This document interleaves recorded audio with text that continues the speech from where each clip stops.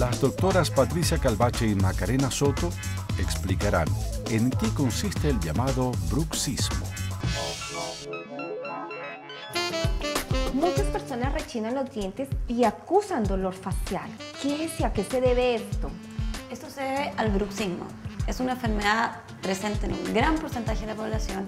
Generalmente se debe al estrés y debemos visitar al odontólogo para evitar que se pierdan o fracturen piezas dentarias debido a esto. Para más información, www.dentimagen.cl.